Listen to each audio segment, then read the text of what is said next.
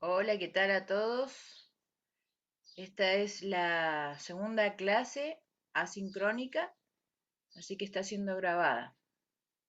Voy a compartirles una presentación en PowerPoint y voy a apagar mi cámara más que nada para asegurarme de que mejore la calidad de la presentación. Así que bueno, ahí vamos. Ahora les voy a compartir.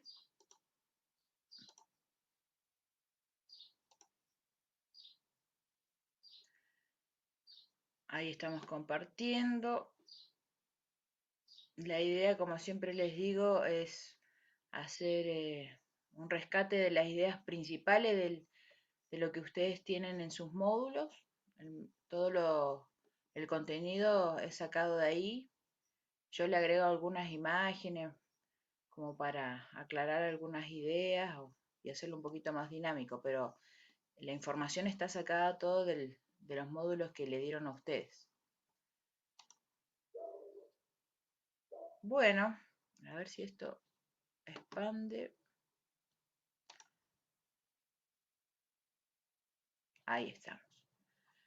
Bueno, seguimos entonces con el módulo 3 que habla de hotelería hospitalaria, en el bloque 2 y seguimos con limpieza y desinfección de espacios sanitarios.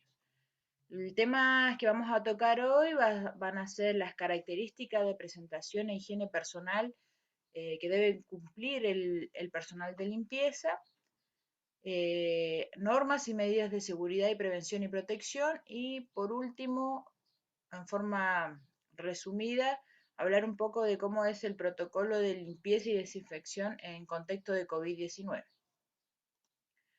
Bueno, como ustedes saben y como veníamos charlando en la última clase, todos los que trabajamos en salud siempre abordamos al usuario o al paciente eh, con un proceso que necesariamente implica las relaciones, ¿no?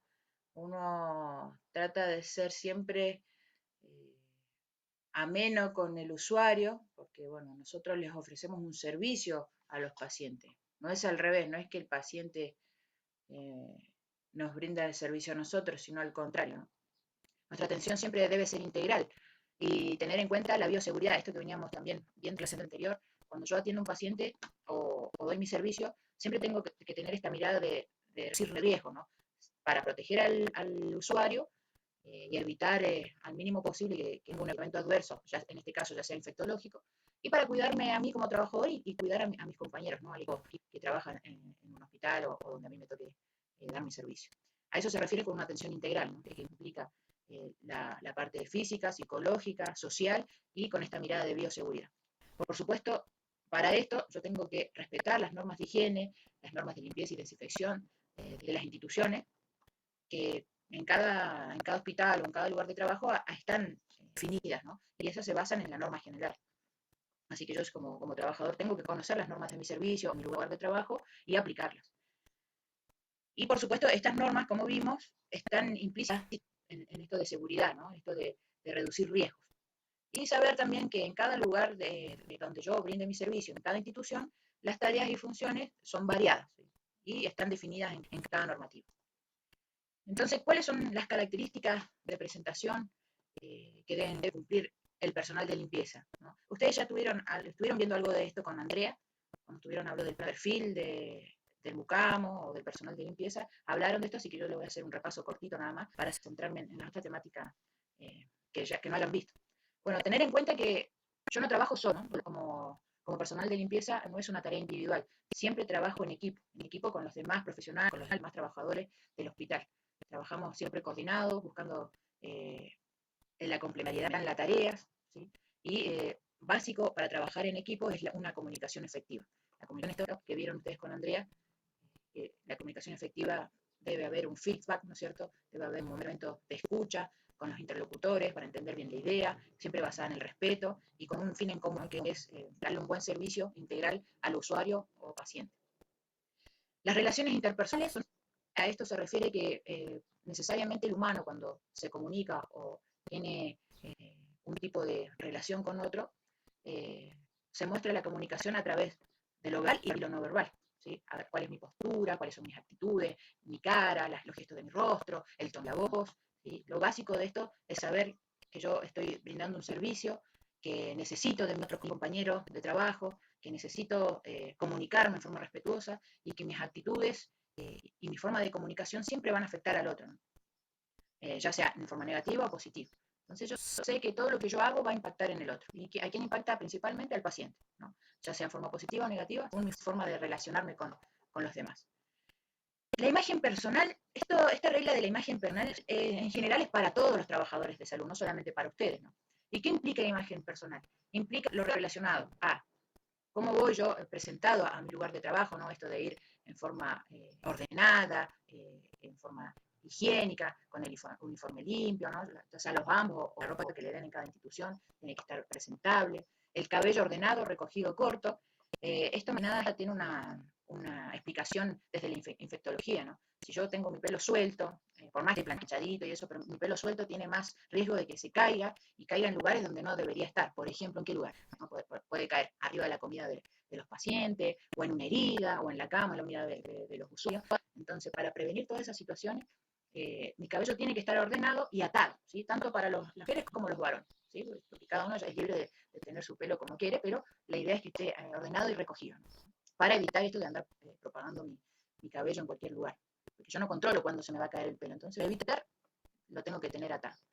El calzado tiene que ser cómodo, ¿no? Ya que nuestro trabajo en un 90% es estando de pie, largas horas de trabajo, ya sean 6, 8, cuando me tengo que quedar a hacer doble turno, 12 horas, 16 horas, bueno, necesito estar cómodo para evitar enfermedades laborales, ¿no?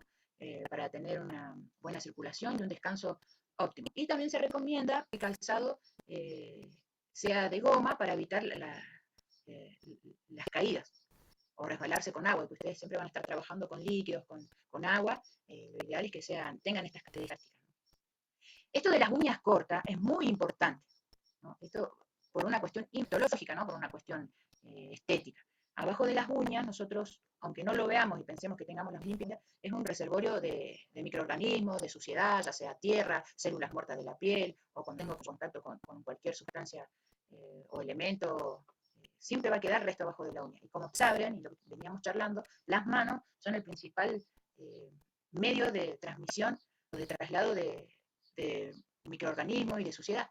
Imagínense abajo de las uñas. Entonces, por eso siempre tienen que estar cortas, ¿sí? Además de evitar pintarse las uñas o hacerse estos tratamientos con esmalte permanente o semipermanente, porque la uña genera una porosidad arriba, el tinte, ¿sí? Entonces el microorganismo se guarda con más facilidad en esa superficie que generan las pinturas del dedo. Entonces yo voy trasladando microorganismos en mis uñas por más que yo me las lave. Entonces por esto es lo que se pide para todos, no solamente para ustedes, sino para la enfermería, para los médicos, tener las uñas cortas y sin pintura sobre las uñas. Y evitar accesorios como anillos, collares, pulseras, por una cuestión también de seguridad. Seguridad para ustedes y para el usuario. Porque ahí se guardan microorganismos, ¿sí? Se tagan microorganismos patógenos. Los patógenos, acuérdense que son los que generan enfermedades. Y además, corro riesgo también de que se me enganche en algún lugar y tenga algún accidente laboral, ¿no? Y por último, tener en cuenta el aspecto relacional, nuevamente, saber que el ser humano es holístico, ¿no? No se puede separar la parte psicológica de lo físico y de lo social. Muchas veces va a tocar ir a trabajar con un montón de problemas personales, ¿no? La teoría acá, el manual de ustedes dice que se trate de evitar ir al trabajo con cargas personales, pero bueno, yo como individuo no estoy muy de acuerdo con eso porque es difícil dividirse como persona, ¿no? Decir, bueno, estoy pasando por un proceso de mi hijo y yo entro al trabajo y se me olvida ese problema, es medio difícil. Lo que sí uno trata de ser responsable con su trabajo y si veo que mi situación personal me supera y no me permite a mí dar un correcto servicio, estoy pensando en esa problemática y no me permite hacer las cosas bien, en forma concentrada, lo más saludable tanto para la persona que ofrece el servicio, el trabajador, y para el usuario, es saber pedir ayuda, ¿no? O sea, hablar con mi jefe, comentar esta situación que estoy viviendo y pedir ayuda psicológica, ¿no? Sabiendo que somos personas, además de trabajadores, somos personas y podemos pasar por estas situaciones. Y es válido, y es lo más saludable para ustedes, como para el equipo y para el paciente. Esto ustedes lo tienen un poco más desarrollado ahí en el manual o módulo que les compartió la ATSA, ¿no? Así que ahí ustedes pueden dar una buena leída y van a dar más profundidad a este contenido. Yo se lo doy en forma resumida. Bueno, seguimos. Con respecto a las normas y medidas de seguridad, prevención y protección, también ya veníamos hablando esto en la clase anterior, ahora lo vamos a ver con un poco más de profundidad. Sabemos que existen normas, ¿no? Que están escritas, que a mí me permiten conocer el paso a paso, cómo son las cosas, con esta mirada de seguridad, ¿no? De reducir riesgos, como para mí, como para el paciente y como el equipo que trabaja conmigo. ¿Para qué? Para prevenir posibles riesgos, ¿no? En mi trabajo. Acá le puse algunos símbolos, ¿no? Que nosotros tenemos, que se nos presentan en forma cotidiana, ya sea en las normativas de tránsito o cuando voy a algún lugar, ustedes ven un cartelito en rojo con un signo de nación. Eso para nosotros, para el ser humano y en forma mundial, ¿no? Son símbolos, señales éticas de cuidado, presta atención, puede haber peligro, ¿no? Un poco lo vamos a ir viendo más adelante cuáles son las señales que yo tengo que conocer y yo antes de actuar siempre tengo que prestar atención. Bueno, en su trabajo, ¿cuáles son los peligros? ¿Cuál es el peligro principal que ustedes tienen y que deberían disminuir, ¿no? Esa expresión? Acá aparece en el módulo este resumen de esta investigación de ANSI 2001 que refiere que los contaminantes en el piso son la principal causa de incidentes de resbalones, ¿no? Esto de que haya algún líquido, algún tipo de solvente en los pisos, genera la principal causa de resbalones. Tropezones y caídas en los establecimientos de salud. O sea, ya investigaron y dijeron, ¿por qué se cae la gente en los establecimientos de salud? Es porque hay contaminantes en el piso. ¿Y qué contaminantes puede haber en el piso? Puede haber agua, ¿no es cierto? Con el baño, principalmente, que haya una pérdida de agua, cuando el paciente va, se higienice y tira agua al piso, o cuando se está haciendo alguna intervención, algún procedimiento y se cae líquido, ya sea de un suero, o se va con un paciente, ¿no? Queda el piso mojado, o a alguien se le cae algo, se le cae el té, lo que esté comiendo, ingiriendo, ¿no? La grasa en los lugares de las cocinas, ¿no? Especialmente en las cocinas de los hospitales van a ver que hay grasa, ¿no? Agua también, por supuesto, donde se lava los platos, la vajilla, o otros líquidos, por ejemplo, cuando están los dispensers de jabón, a veces quedan perdiendo y eso cae al piso y es una fuente de peligro, ¿no? Y esto puede generar resbaladizas la superficie donde cae. Entonces, los procedimientos de limpieza, esto que van a hacer ustedes, y mantenimiento bien documentado, dice, el aseo adecuado del piso, uso correcto de alfombritas para el piso y de las señales, disponibilidad de materiales de limpieza y zapatos antideslizantes, esto es lo que le comentaba yo en la diapositiva anterior, que es necesario trabajar este tipo de zapatos, ayudarán a minimizar el peligro de resbalón. Entonces, ustedes tienen esta importante tarea de minimizar el peligro de resbalones porque está muy relacionado con lo que hacen, con limpiar y mantener la superficie del piso, en este caso, cuando cae algún tipo de líquido o solvente. Entonces, ¿cuál es la clave?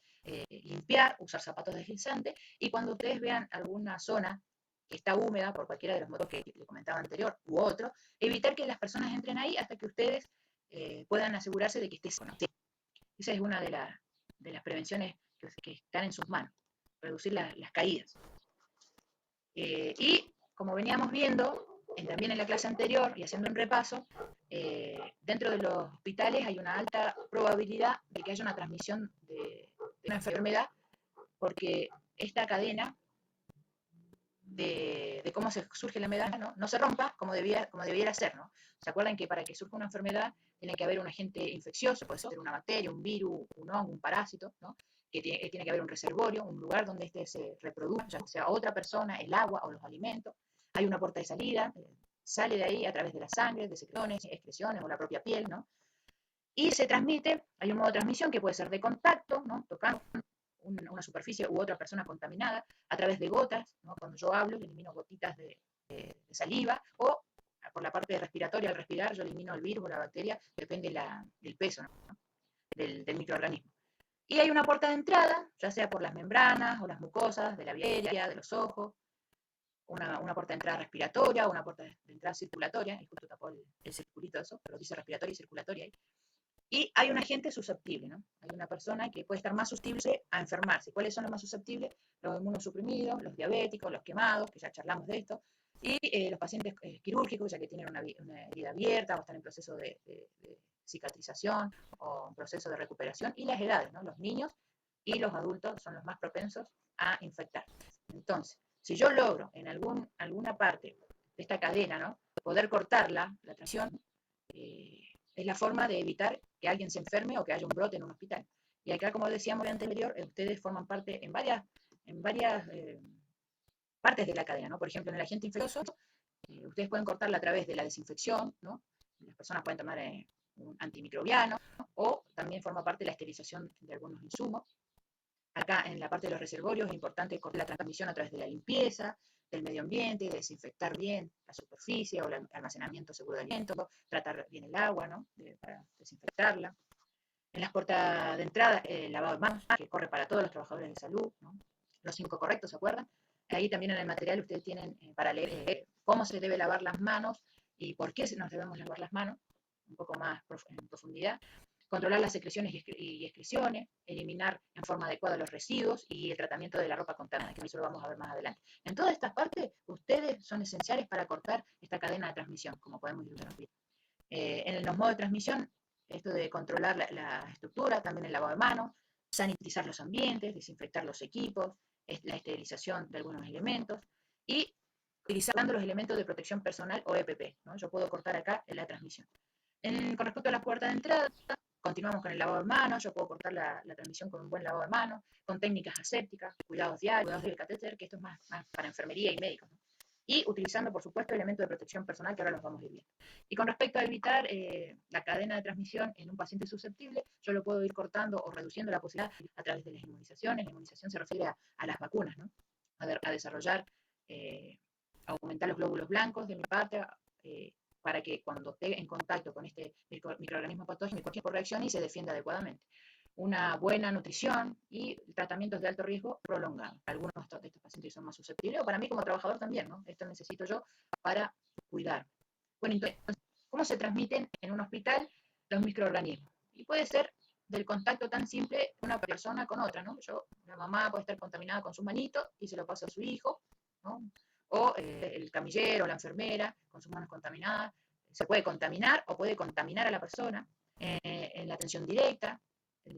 Estos son ejemplos, ¿no? De un niño al médico o del médico al niño, o teniendo contacto con una superficie que haya sido contaminada y yo siento al niño, se puede contaminar, ¿no? Por ejemplo, a nosotros nos pasa que cuando ingresa un niño con varicela, utiliza la camilla, utiliza el estetoscopio, y después el niño se va y ingresa otro niño, y si no hay una buena desinfección de esta superficie, ya sea la camilla, todo que el niño haya tocado, corre riesgo el próximo niño, ¿no? De que se infecte. Por eso es tan importante, igual que la silla de rueda, acá, desinfectarla de forma adecuada. Y en los quirófanos, por supuesto, es un lugar de alto riesgo para que se transmita un microorganismo.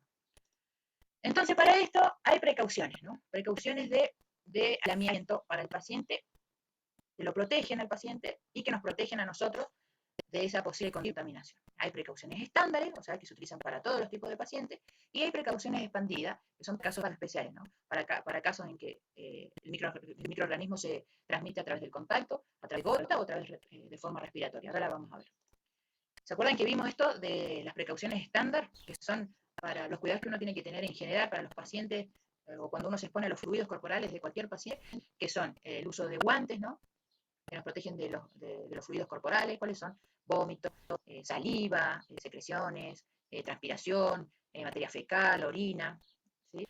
O la sangre, o cualquier fluido que salga, emane del cuerpo. El lavado de manos es una precaución estándar siempre. Me tengo que lavar las manos después de sacarme unos guantes. ¿Sí?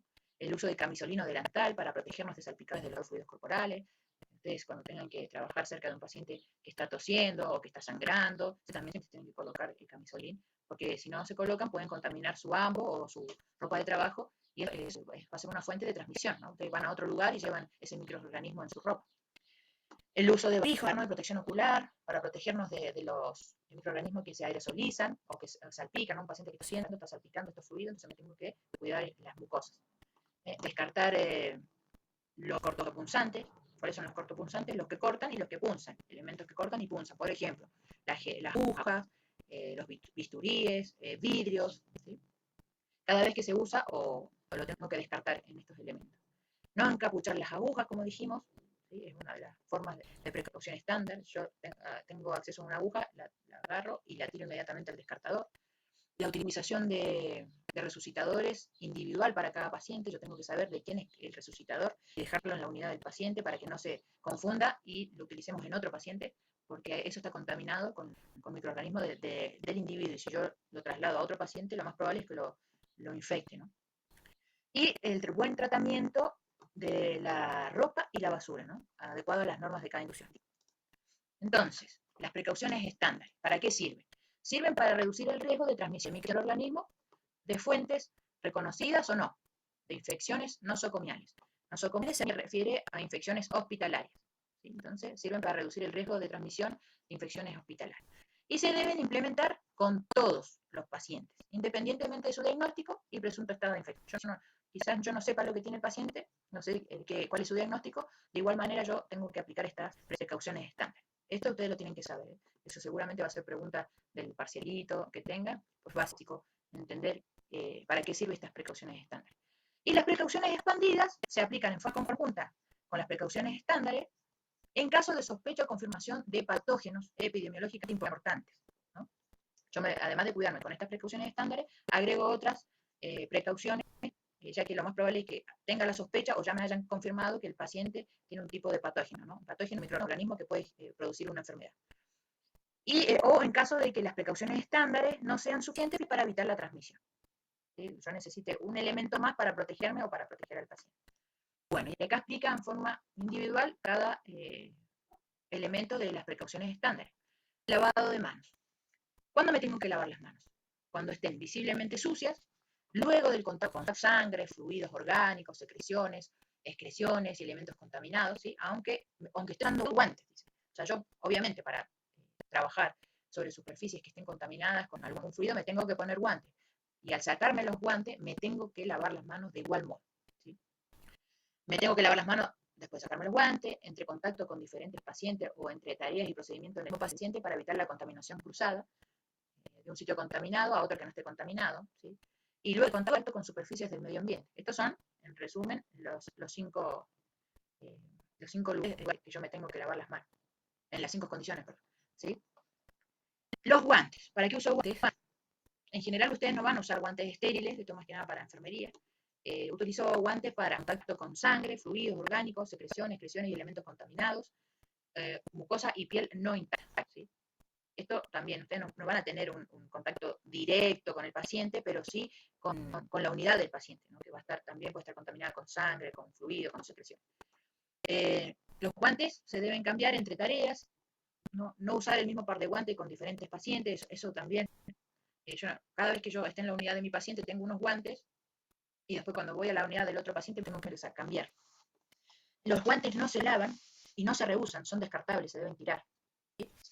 Sacarse los guantes inmediatamente después de su uso sin tocar elementos o superficies ambientales y lavarse las manos inmediatamente para evitar la transferencia de microorganismos a otros pacientes.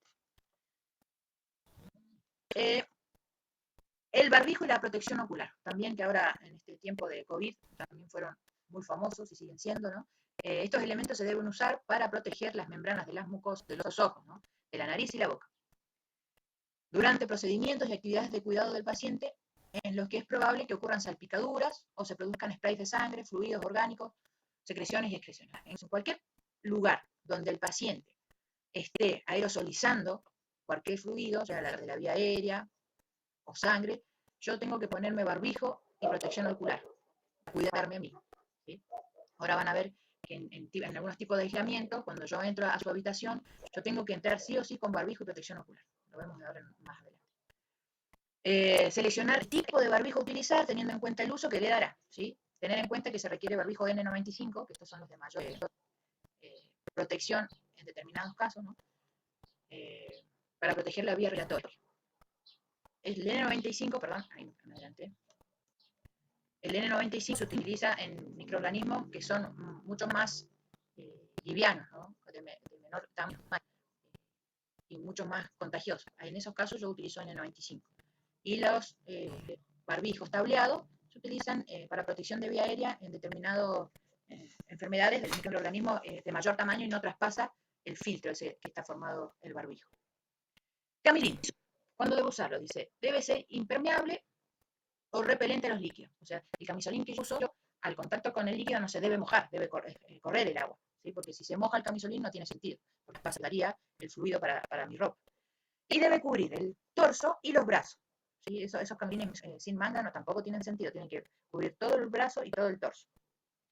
Se debe retirar tanto como sea posible antes de salir de la habitación y lavarse las manos para evitar la transferencia de microorganismos a otros pacientes y al medio ambiente. No se debe reutilizar los camisolines, ¿sí? Es de utilización eh, única o con un solo paciente. Utilizarlo limpio, no es necesario usarlo estéril, como barrera para la piel y la ropa durante procedimientos y actividades del cuidado del paciente en las que se pueda generar salpicadura de sangre, fluidos, secreciones o excreciones. Es lo que les comentaba hace un ratito. Ustedes van a ingresar a una unidad donde hay un paciente que está tosiendo o que está eliminando algún tipo de fluido, está vomitando, ustedes deben entrar con todos estos mecanismos de seguridad. Y los elementos del paciente de forma individual, manipular los elementos usados con los pacientes de forma tal que prevenga exposiciones de la piel y membrana mucosa, contaminación de la ropa y transferencia de microorganismos a otros pacientes y al medio ambiente. ¿Sí? Verificar que los elementos reusables son sometidos a procesos de limpieza, desinfección, esterilización según corresponda, antes de ser usado como un nuevo paciente, y desechar los elementos descartables. Este cuidado más que nada lo realiza enfermería, ¿no? Enfermería organiza los elementos que va a utilizar para un paciente, y para cada paciente lo ideal sería que tuviera su estetoscopio, su termómetro, todos los elementos que se utiliza para su cuidado. Y enfermería en general, de cada institución, la institución de nosotros, por ejemplo, donde trabajo yo, enfermería es la que lo decontamina, ¿no? Lo limpia y lo desinfecta. La limpieza, ¿cómo debe ser? Se debe realizar limpieza y desinfección de todas las superficies cercanas al paciente, ¿no? Recuerden que las superficies cercanas al paciente son consideradas de alto contacto, ¿no? Y muy contaminadas. Limpiar y desinfectar con más frecuencia las superficies en contacto cercano con el paciente y aquellas que pueden estar potencialmente contaminadas. Por ejemplo, las barandas de las camas, los picaportes, eh, las cositas de las luces, los interruptores. Usar desinfectantes respetando las diluciones y modos de empleo, ¿sí? Cada desinfectante tiene indicado cómo se diluye, cómo se utiliza por su empresa, ¿no? Está en las indicaciones de uso, siempre lo tienen. O está también en los protocolos de limpieza de cada hospital o de cada servicio. Ustedes tienen que conocer cómo se utiliza un desinfectante, porque algunos son diferentes, ¿no? Esto como básico. Yo debo limpiar entonces toda la superficie cercana al paciente y sabiendo que ellas pueden estar contaminadas. ¿Cómo la desinfecto? Respetando las diluciones y el modo de empleo, que mi tarea es averiguar de las que yo tengo disponible en mi lugar de trabajo cómo se prepara y cómo se utiliza. Y con respecto a la prevención de accidentes por corte o punción, ¿no? Sabemos que hay descartadores que tienen este etiquetado que dice peligro, y fíjense que el descartador es rojo, ¿no? El rojo para el cerebro humano implica peligro, ¿sí? Todo lo rojo, van a ver que todas las prohibiciones son de color rojo, porque el cerebro lo detecta como algo peligroso. Y en la naturaleza también. El color rojo es que yo tengo que tener precaución, ¿no? Por ejemplo, los ajíes, ¿no? Todas las cuestiones en rojo en la naturaleza están hechas para que uno preste atención, ¿no? Hay algo que yo tengo que tener cuidado. Entonces, ¿qué tengo que hacer? Manipular los elementos cortantes y punzantes, tratando de prevenir injurias durante su uso. ¿Qué son injurias? Es daño, ¿no? Cuando se limpian los instrumentos utilizados y al descartarlos. O sea, yo, cuando estoy usando una aguja, un bisturí o una tijera, ¿no? Tengo que tener cuidado y también al descartarlos. No colocar el protector a las agujas usadas, ¿sí? Ni manipular, lo que ya veníamos charlando. Y si fuera necesario, colocar el protector, hacerlo usando la técnica de una sola mano o algún dispositivo específico para ello. Hay ahora algunos elementos que vienen con autoprotector. ¿Viste? Tenemos algunas jeringas nosotros que al pinchar y al sacar, por ejemplo, los Avocat para colocar venoclisis, ya con un mecanismo de protección que uno pincha y la aguja se retrae y queda dentro de una jeringa, ¿sí? En general, no deberíamos encapuchar las agujas, ¿sí? No remover las agujas usadas de las jeringas con las manos, ¿no? Ni doblarlas o romperlas. No sacar, por ejemplo, ven una jeringa con una aguja colocada ya usada, no le saquen la hoja a la jeringa, sino directamente la tiran con jeringa y todo. Colocar los objetos punzantes en contenedores resistentes a la punción, ¿no? Estos son resistentes, no traspasa la aguja para el otro lado. El descarte se debe realizar inmediatamente luego del uso en el lugar donde se ha utilizado, evitar traslado, ¿sí?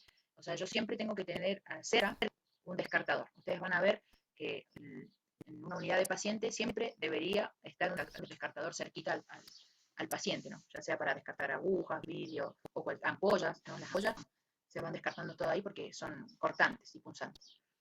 Y estos descartadores deben llenar hasta 3/4, ¿no? Cuando ya está lleno en 3/4, esto se cierra, porque está preparado para que quede sellado y no se pueda reabrir, y se tira en una bolsa roja para luego llevarlo a incinerar, ¿sí?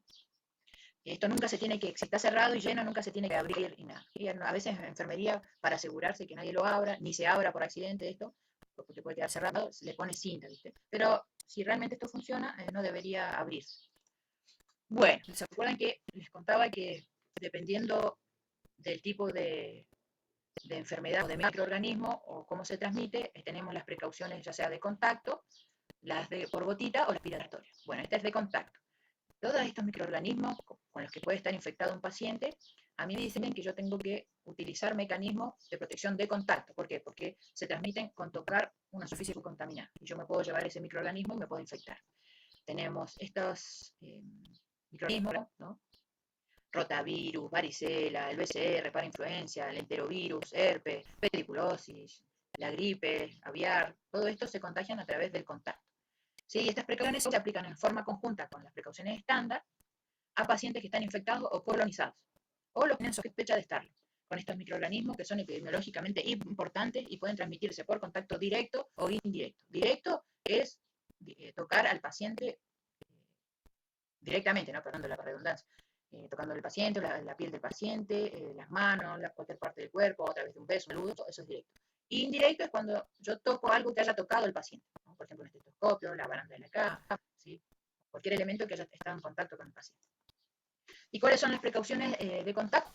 Y son semejantes, ¿no? La utilización de guantes y lavado de manos, colocarse los guantes al ingresar en la habitación, debe usar para todo contacto con el paciente, ¿sí? Con contacto a la superficie y cualquier elemento que haya tocado el paciente, ¿no? Cambiar los guantes después del contacto con material con alto inóculo de microorganismos. ¿Cuáles son los con alto inóculo? Donde hay mucha cantidad de este microorganismo en la materia fecal, en la supuración de heridas, en las secreciones. Secreciones pueden ser mucosidad, saliva, ¿no? Sacarse los guantes antes de salir de la habitación y lavarse las manos inmediatamente con una solución alcohólica, ¿sí? Yo me lavo y además de lavarme después me pongo alengete, por ejemplo, ¿sí?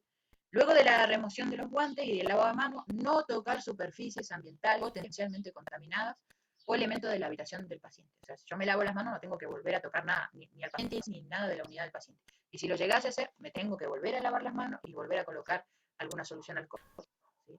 Camisolín.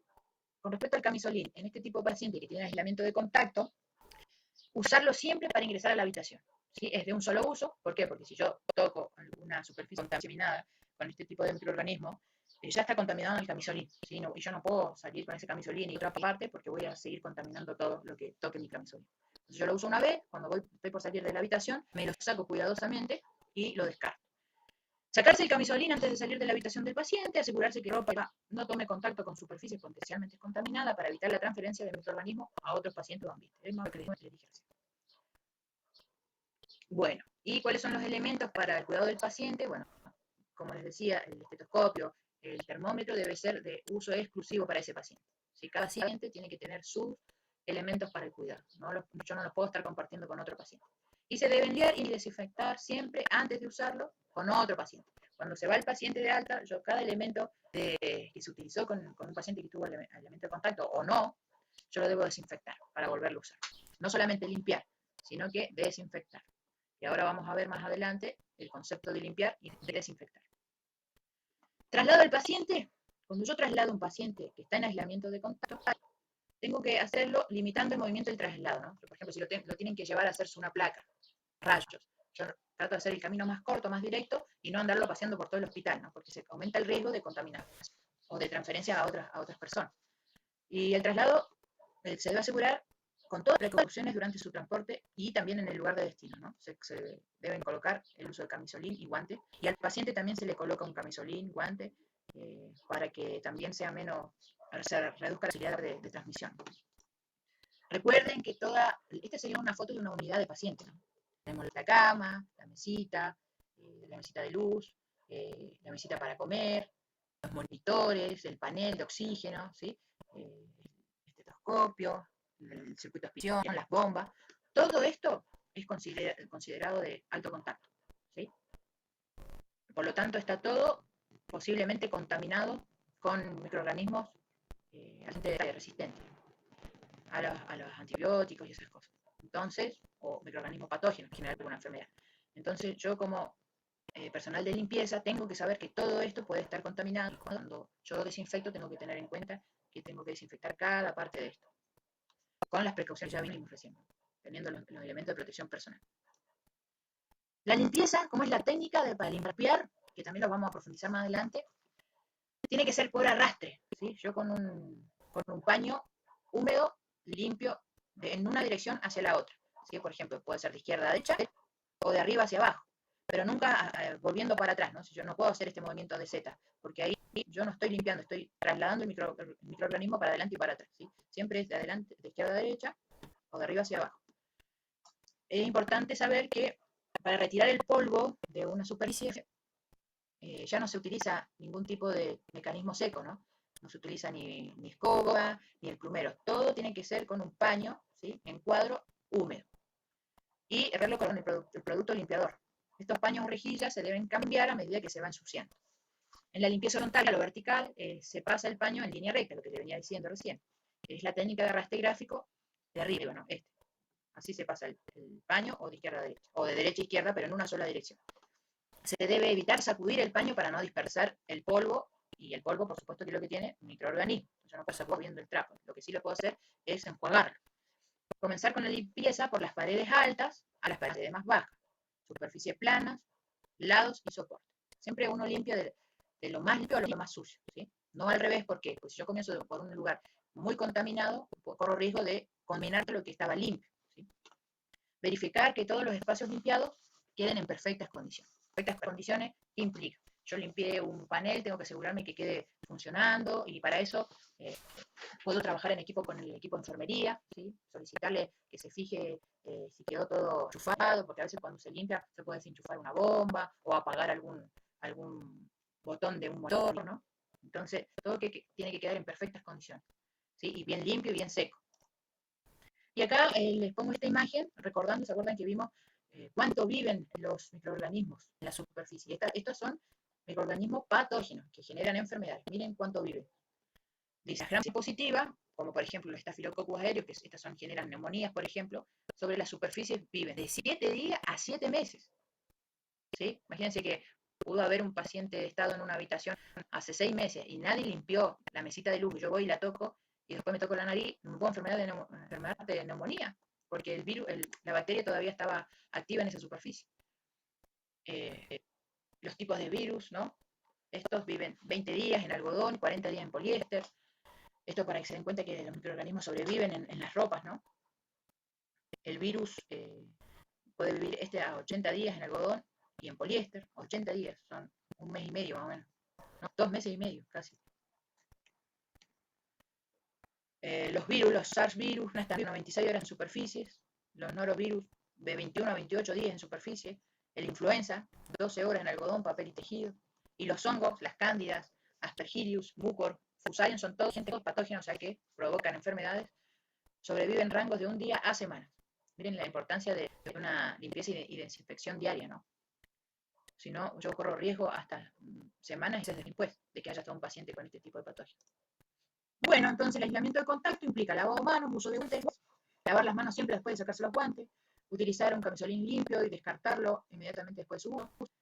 Los elementos deben ser exclusivos para el paciente, ¿no? Esto de la termómetro, escopio, son para cada paciente. ¿Por qué ustedes tienen que saber esto? Porque les puede pasar que en una habitación hay 2 pacientes. Uno está con aislamiento de contacto y el del lado no. Y ustedes, no sé, se cae un estetoscopio. Y ustedes tienen que saber o preguntar si ese estetoscopio era del paciente de que tiene aislamiento de contacto para no dejárselo al que está al lado, porque ahí ya provocamos una infección cruzada. Ese es un ejemplo que les puede pasar. No es necesario el uso de vajilla descartable para este tipo de pacientes, pero sí que tengan vajillas de utilización individual, ¿no? La higiene y la desinfección debe ser diaria de la unidad del paciente, y en caso de brote se debe establecer corte o habitación privada para el que tenga tipo de aislamiento. Esto más que nada es para una recomendación, ya sea para enfermería o para los médicos, ¿sí? Bueno, ¿qué pasa con los pacientes que tienen microorganismos que se transmiten a través de las vías respiratorias? Por ejemplo, la varicela, el sarampión, la tuberculosis, el herpes zóster, ¿sí? El antivirus, la gripe aviar y los SARS, ¿no? Por ejemplo, el COVID es un tipo de SARS, se transmite por las vías respiratorias. están destinadas a evitar la transmisión por vía aérea y se aplican a pacientes diagnóstico o sospecha de infección por este tipo de patógenos, ¿no? Y se debe aplicar estas precauciones respiratorias juntas con las precauciones estándar, que ya las vimos. Tenemos, además de las estándares, ¿se acuerdan? A este tipo de aislamiento se agrega barbijo N95, que es de alta eficiencia, ¿sí? Este barbijo se usa para ingresar a la habitación de un paciente con sospecha o confirmación de infecciones que se transmiten por vía aérea. Por ejemplo, en el caso de COVID-19, si ustedes tuvieran que ingresar a una habitación, si el paciente está aerosolizando, ¿sí? Por ejemplo, si está con un dispositivo de oxígeno, con una máscara, tendrían que entrar ustedes con este tipo de barbijo. Ahora, si está entubado y tiene filtro, no es necesario. Ustedes pueden entrar, o todos podemos entrar, con un barbijo tableado. Las personas con inmunidad conocida no requieren el uso de barbijo. Se puede reutilizar, recambiarlo, solo en caso de salpicaduras con fluidos, o que las tiras de sujeción no ajustan, o que se haya roto. Este tipo de barbijo se puede reutilizar, ¿sí? Puede durar hasta 15 días si yo lo utilizo en forma diaria. Y si se rompe, o se salpica, o se ensucia, bueno, ahí sí es necesario recambiar este tipo de barbijo de alta eficiencia. Con respecto al traslado del paciente, cuando se debe trasladar un paciente que está con aislamiento respiratorio, lo mismo, ¿no? Limitar el transporte y la movilización de estos pacientes fuera de su habitación, o sea, solamente hacerlo ante una excepción, ¿no? Que se tenga que hacer un estudio, ¿sí? O se tenga que cambiar de habitación por X motivo. Y se le debe colocar un barbijo quirúrgico al paciente, ¿sí? Para que en caso de que tosa o ya que respire solamente porque su tipo de contacto de aislamiento respiratorio, yo le puedo poner un barbijo tableado para que no haya tanta diseminación cuando él respire y disminuya un poco la posibilidad de que vaya transmitiendo estos microorganismos. Entonces, ¿qué es lo que requiere un aislamiento respiratorio? Una habitación privada, ¿sí? No puede estar compartiendo la habitación con otro paciente, porque ya que él transmite la enfermedad a través de la respiración, el de al lado o el que esté con él, lo más probable es que se contagie. Mantener la puerta siempre cerrada, ¿sí? A presión negativa y tener ese recambio de aire por hora. Bueno, esto es lo que hacen los, ¿cómo se llama? No me sale, los filtros, estos que están en las habitaciones, los aire acondicionados, no me acuerdo bien. Bueno, cuando me acuerdo les digo. Hacen recambio de aire y la presión siempre tiene que ser negativa, o sea, el aire no puede salir de la habitación, ¿sí? Tiene que entrar, no salir, porque si sale este aire, sale contaminando todo afuera. Lavado de manos y uso de guantes, ¿sí? Como ya veníamos charlando, esto es lo básico para hacer todo tipo de aislamiento y de precauciones. Lavar las manos siempre después de quitarse los guantes, colocarse el respirador en el 95 al entrar a la habitación de un paciente con aislamiento respiratorio, y colocar un barbijo quirúrgico al paciente cada vez que deba salir de la habitación. Elemento exclusivo para atención del paciente y la higiene y desinfección diaria de la unidad. ¿Sí? Estos son los dibujitos. Ustedes van a ver estos carteles afuera o cerca del paciente cuando tenga este tipo de aislamiento, ¿no? Por eso que ustedes ya lo vayan reconociendo. Y las precauciones de gotas, ¿sí? Estas son las gotas, son, por ejemplo, cuando yo hablo, acá hay una foto que explica bien cuáles son los tipos de gotas, son para microorganismos más pesados, ¿no? Se utilizan para evitar la transmisión de enfermedad a través de grandes partículas, ¿no? A través de las gotas de la cavidad nasal, bucal y de la vía respiratoria. Son más grandes, estos microorganismos son mayores, o las gotas son mayores a 5 micrones. En este caso, también será necesario el contacto cercano con el paciente, menor a 1 metro. Se deben implementar junto con las precauciones estándar. Bueno, ¿qué enfermedades o microorganismos? Tenemos la meningitis, Streptococcus pneumoniae multiresistente, la rubiola, la parotiditis, la neumonía picoplasma, pertussis, escarlatina, adenovirus, influenza, parvovirus, neumonía de la comunidad asistente que tiene tos de 24 horas previa. Ellos transmiten la enfermedad a través de las gotas, ¿sí? Cuando yo hablo, ya sea por nasal o bucal o cuando respiro. Y nos dice que yo puedo entrar con un barbijo común, ¿no? Uno quirúrgico tableado, y mantenerme siempre ¿cómo se llama? A más de 1 metro de distancia con este paciente, no acercar. Y descartar este barbijo luego que yo lo uso. El uso adecuado, fíjese acá, este tipo de barbijo trae 2 tiritas, una superior y inferior. La superior debe atarse sobre la oreja, a la altura de la nuca, y la inferior debe atarse por debajo de la oreja, abajo de la nuca, ¿no? En el borde ahí donde termina el crecimiento del pelo, ¿sí? Ustedes van a ver que algunos se los cruzan, este va para arriba y este para acá abajo, y se lo atan los dos a esta altura, y eso no es lo correcto, porque se hace una bolsita acá y no queda hermética el barbijo. Esta es la forma correcta de atarse el barbijo quirúrgico tabliar. Y el trabajo del paciente, cuando tienen este tipo de aislamiento, ¿sí? Como siempre se trata de movilizar lo menos posible, solamente cuando sea necesario, y también se le coloca al paciente un barbijo quirúrgico tabliar. En forma de resumen, tenemos que la habitación debe ser privada o colocarlo a otra distancia mayor a 2 metros de otro paciente que no tenga este tipo de aislamiento y mantener la puerta cerrada. Lavado de manos y uso de guantes. Lavar las manos siempre hay que quitarse los guantes. Acuérdense de esto siempre, porque algunos piensan que el guante impide el paso de esta sustancia o contaminante, y no, los guantes tienen algún tipo de porosidad. Así que también deben colocarse el barbijo quirúrgico antes de entrar a la habitación del paciente, colocar un barbijo quirúrgico al paciente cada vez que deba salir de la habitación, y elementos exclusivos para la atención del paciente es necesario que tenga, y no es necesario el uso de vajilla descartable nuevamente, puede ser única para el paciente. Higiene y desinfección diaria de vida, eso forma parte de su tarea, siempre. Forma de resumen, las precauciones estándar se aplican a todos los pacientes, como dijimos, independientemente de su diagnóstico de ingreso, y el uso de elementos de barrera solo si se prevé algún riesgo de exposición a fluidos del paciente. Estas son las estándares. Y con respecto a las precauciones de contacto, el uso de elementos de barrera siempre se debe utilizar al ingresar a la habitación y para todo contacto con el paciente o medio ambiente.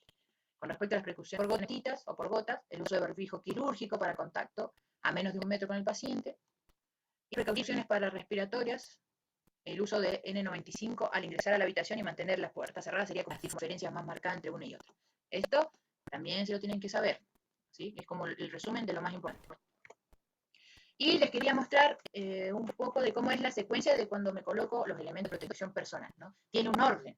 Yo no me puedo colocar el elemento de protección personal en cualquier orden o como a mí se me ocurre. Tiene un orden lógico, ¿no?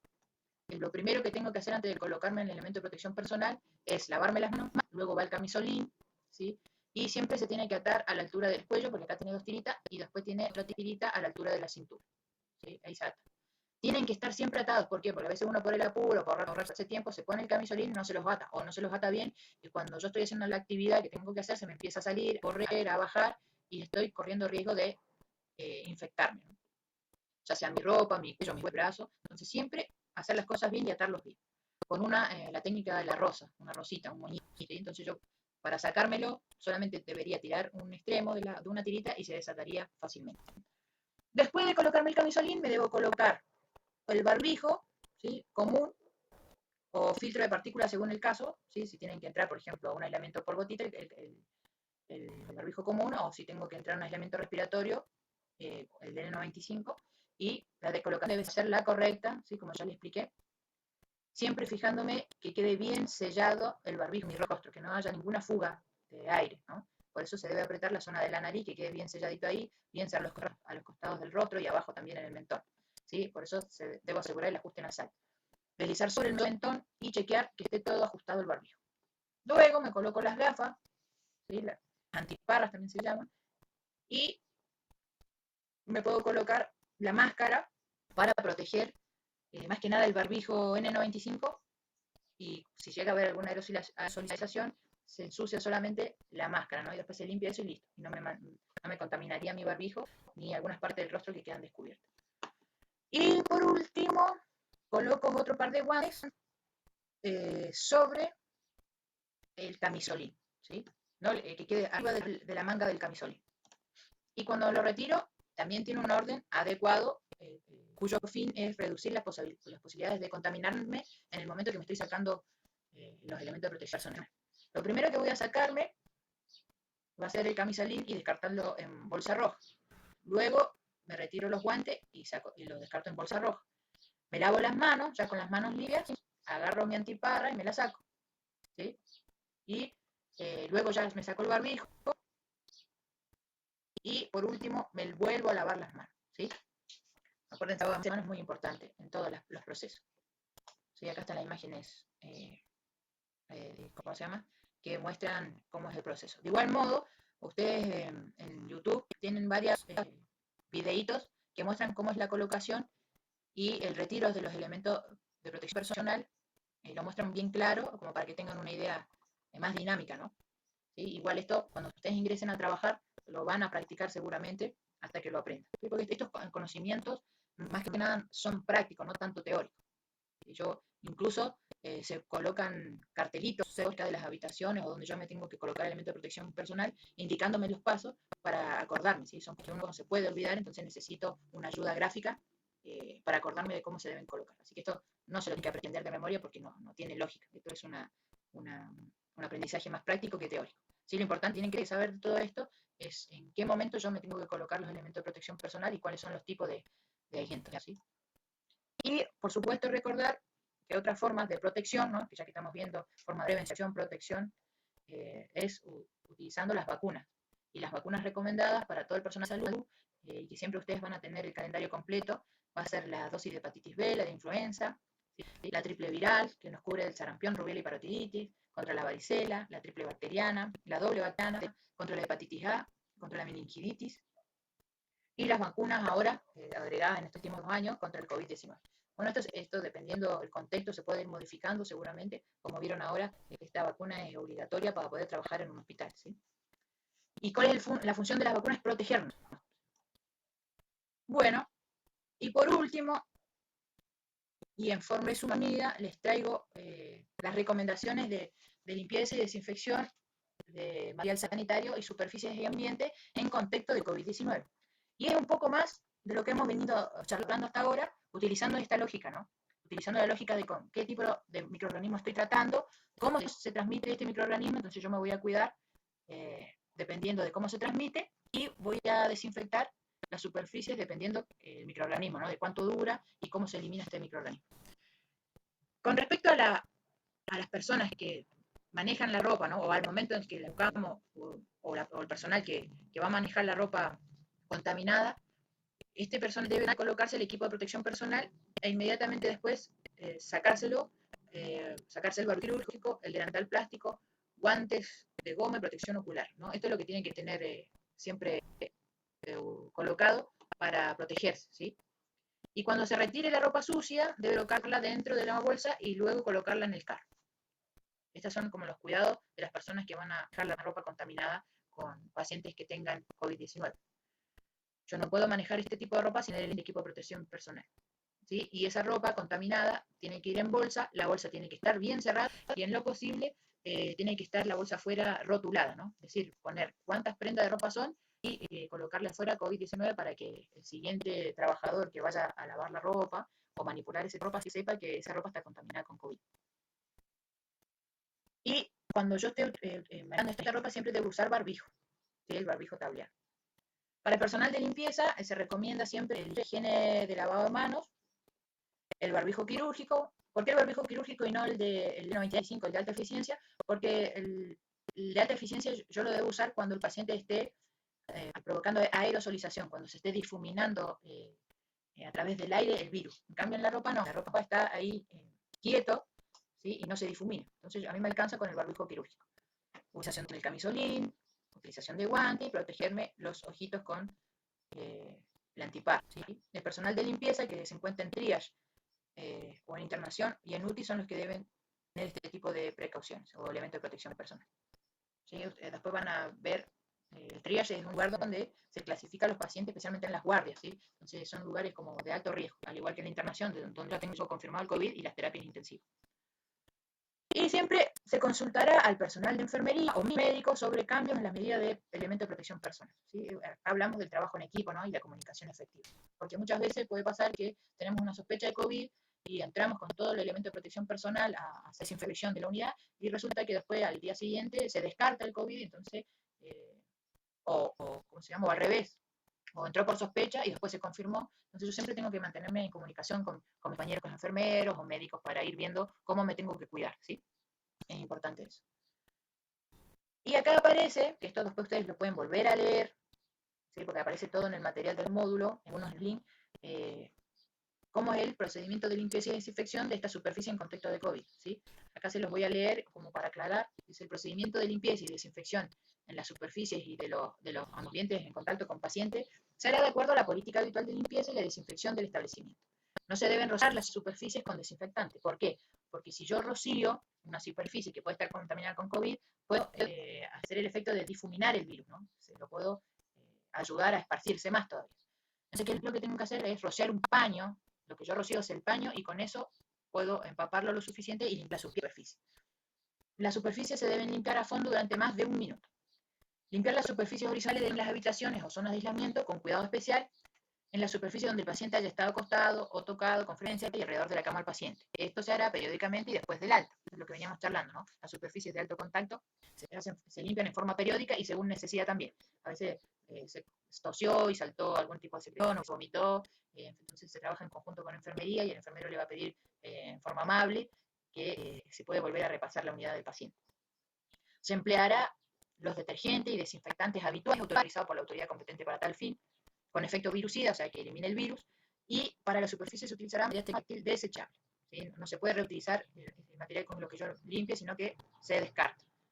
En general, alcanza para desinfectar las superficies con COVID, la limpieza con un detergente, una limpieza, y después se desinfecta con ya sea lavandina o alcohol al 70, para los hospitales que tengan disponible ese tipo de elemento, y si no, se está utilizando un limpiador y desinfectante que hace las dos funciones al mismo tiempo, que son los desinfectantes cuaternarios, ¿no? Tenemos el Surfasafe que hace ese tipo de trabajo, o el Saniclor también. Así que después los vamos a ir viendo las características de cada uno. Cuando se retira un paciente con diagnóstico o sospecha de COVID de la habitación, se debe realizar la desinfección ambiental y del equipamiento. ¿Sí? Si el próximo paciente no tiene diagnóstico confirmado de COVID, es necesario ventilar la habitación durante 2 horas. En general, cuando se va un paciente de alta, se desinfecta toda la habitación y se pide que se desinfecte 2 veces. Se limpia cada parte de la superficie. Y, por supuesto, la ventilación es importantísima, ¿sí? Porque haya circulación de aire. La frecuencia de limpieza, como veníamos diciendo, es al menos una por turno, y cuando se va el paciente son 2 limpiezas terminales. La limpieza general se hará siempre en húmedo, desde las zonas más limpias a las más sucias, y el material utilizado, que sea desechable, se introducirá en un contenedor de residuos con tapa y etiquetado con las advertencias precisas, ¿no? Entonces, por ejemplo, de material con COVID, se le puede poner afuera de la bolsa para que los que manipulen esas bolsas sepan.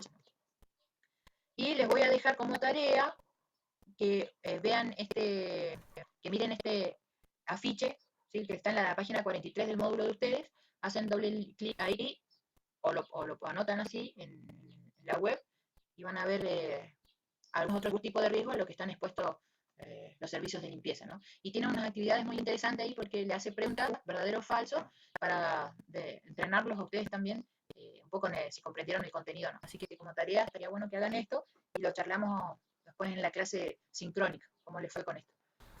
Porque hay otro tipo de riesgos a los que están expuestos, además de los que charlamos recién, los riesgos de caída y los riesgos ectológicos, ¿no? Estos de electrofusión, pueden haber riesgo de accidentes, de otro tipo de accidentes físicos, ¿no? Así que bueno, ahí aparece. Y también me gustaría, como actividad, que ustedes en forma secreta miren en sus casas el comportamiento de sus convivientes, esto es para ustedes, ¿no? Y se fijen el tema del lavado de manos. Si realmente hoy en día, dentro de una pandemia, o luego de lo que vivimos con esta pandemia, quedó fijada el hábito del lavado de manos, ¿no? ¿Cuándo se lavan las manos? Cuando vienen fuera de la casa, cuando salen del baño, o sea, antes de salir del baño, esto del lavado de manos. Fíjense si realmente ese hábito en nuevos hogares se desarrolló o no, ¿no? Eso como una tarea de reflexión, ¿no? A ver, ¿quién de mi casa realmente se lava las manos? Imagínense que si en nuestras casas no nos lavamos las manos adecuadamente, viviendo con nuestros seres queridos, se hace mucho más difícil este hábito en los hospitales, ¿no? Por más que esté lleno de carteles y tengamos todos los elementos para hacerlo. Por eso tenemos siempre esta problemática de baja adherencia a la mano, y siempre estamos luchando con eso, desde el control de infecciones a que las personas realmente que trabajamos en los hospitales tengamos desarrollado este hábito, ¿no? Para evitar infecciones y daños en los pacientes y en nosotros mismos. Bueno, eso, miren esto entonces, miren esto en internet, que lo tienen ahí en el módulo, prevención de riesgos en el servicio de limpieza, hagan una observación en secreto en su casa de quiénes se lavan las manos, cuándo se lavan las manos, y también miren, observen ustedes las superficies de alto contacto en su casa. ¿Cuáles son? ¿Cuáles serían? Las manijas de las puertas, los interruptores de luz, las puertas de la heladera. Fíjense esa superficie que más tocamos, cómo se encuentran. Y vamos a ver, en la casa, bueno, no habría tanto, pero imagínense en un hospital que está lleno de patógenos, microorganismos que generan enfermedades, si eso no está bien limpio, todas las veces que yo corro riesgo de enfermarme, ¿no? Hagan ese ejercicio de observación, como de reflexión, y después lo charlamos en la clase sincrónica. Bueno, si quedaron con alguna duda de lo que vimos ahora, anoten las preguntas, como yo les digo, y las conversamos en las clases que tengamos en forma presencial. Espero que se haya entendido. Igual en el material está todo esto, ustedes deben leerlo, y estas clases son más que nada como para reafirmar, o los que leyeron no entendieron, la idea es que ustedes puedan sacarse esas dudas en este tipo de clases que nosotros les damos. Es como una guía, como acompañamiento, ¿sí? De la lectura que ustedes deben hacer. Bueno, saludos, tengan un lindo día y nos estamos viendo mañana, que es miércoles. Besito y cuídense. Ahora voy a dejar de compartir. Así que ahí, y me despido. Ahí me despido. Cuídense y nos vemos mañana.